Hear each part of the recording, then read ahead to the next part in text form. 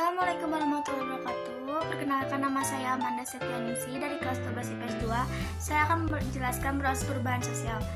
Perubahan sosial adalah bentuk peralihan yang merubah tata kehidupan masyarakat yang berlangsung terus-menerus karena sifat sosial yang dinamis dan bisa terus berubah. Masyarakat memiliki peran penting terhadap terjadinya perubahan sosial pada jangka waktu tertentu. Masyarakat inilah yang kemudian akan menghadapi faktor-faktor terjadi perubahan hingga mengalami perubahan sosial itu sendiri.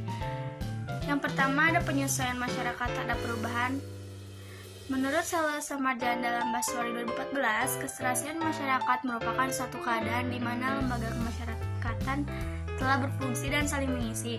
Setiap adanya gangguan dari luar masyarakat dapat menolak atau mengubah susunan lembaga-lembaga kemasyarakatan agar dapat menerima unsur yang baru. Contohnya, dalam tradisi di Minangkabau, wanita mempunyai kedudukan penting karena garis keturunan trilineal terlihat adanya suatu kecenderungan hubungan antara anggota keluarga Batik lebih erat. Yang kedua, ada saluran perubahan sosial dan kebudayaan. Saluran perubahan sosial dan kebudayaan dapat berupa lembaga kemasyarakatan, misalnya dalam bidang ekonomi, agama, pendidikan, pemerintahan, dan lain sebagainya. Sukanto menyebutkan bahwa saluran perubahan sosial dan kebudayaan berfungsi agar perubahan dikenal, diakui, diterima, dan digunakan oleh masyarakat.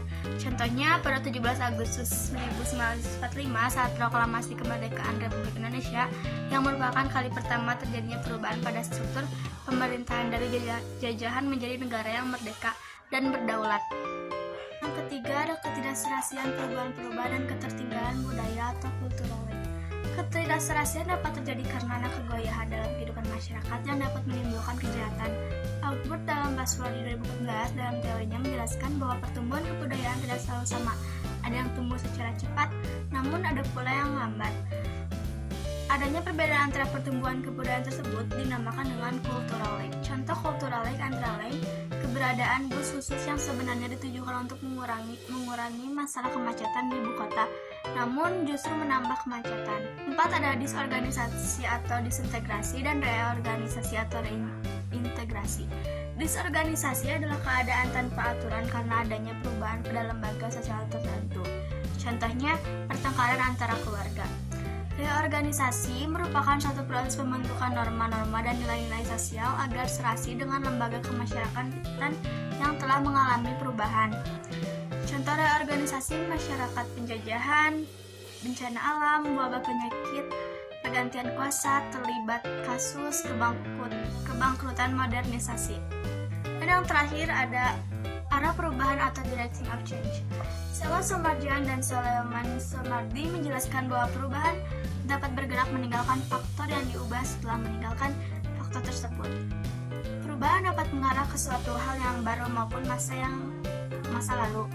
Salah satu perubahan dapat dilakukan dengan modernisasi. Contohnya, perubahan sosial dalam dunia pendidikan. Dan selanjutnya kita masuk ke bentuk-bentuk perubahan sosial. Perubahan sosial merupakan proses di mana terjadi perubahan struktur dan fungsi suatu sistem sosial. Perubahan sosial di masyarakat dapat dikelompokkan menjadi beberapa bentuk. Menurut Sukanto, perubahan sosial sebagai berikut. Yang pertama, perubahan lambat atau evolusi. Menurut Bahanan, evolusi merupakan perubahan yang lama dengan rentetan perubahan kecil yang saling mengikuti dengan lambat. Perubahan terjadi dengan sendirinya tanpa direncanakan, diakibatkan dari adanya usaha masyarakat ke masyarakat untuk menyesuaikan diri dengan keperluan, keadaan, dan kondisi yang baru muncul mengikuti pertumbuhan masyarakat. Inggris dalam Baswari menggolongkan teori evolusi menjadi tiga, yaitu Unilinear Theory of Evolution, Universal Theory of Evolution, Multilinear Theories of Evolution. Contohnya yaitu peralihan penggunaan bahan bakar minyak menuju bahan bakar gas. Kedua, ada perubahan cepat atau revolusi. Revolusi diartikan sebagai suatu perubahan yang terjadi secara cepat atau mendadak. Perubahan tersebut terjadi karena adanya perencanaan yang dahulu tidak dapat digunakan. Perubahan tersebut dianggap revolusi karena mengubah sendi pokok dari kehidupan masyarakat, serta hubungan buruh, sistem kekeluargaan, dan lain sebagainya. Secara sosiologi, revolusi harus memenuhi beberapa syarat, diantaranya harus adanya keinginan untuk mengadakan suatu perubahan, adanya seorang pemimpin yang dapat memimpin dalam masyarakat, dan adanya momentum untuk memulai suatu gerakan. Contohnya perubahan revolusi yaitu peristiwa tsunami di Aceh. Kedua, ada perubahan kecil dan perubahan besar. Perubahan kecil menurut Sukanto merupakan perubahan-perubahan yang terjadi pada unsur-unsur struktur sosial dan tidak membawa pengaruh langsung bagi masyarakat. Yang kedua, perubahan besar. Perubahan dari masyarakat agraris menjadi masyarakat industrial adalah contoh perubahan besar. Dalam perubahan tersebut membawa pengaruh yang besar bagi masyarakat. Contohnya, perubahan yang terjadi pada masyarakat, lembaga masyarakat akan ikut terpengaruh seperti hubungan kerja, sistem milik tanah, hubungan kekeluargaan, dan lain sebagainya. Dan yang terakhir ada perubahan yang dikehendaki atau direncanakan dan perubahan yang tidak dikehendaki atau tidak direncanakan.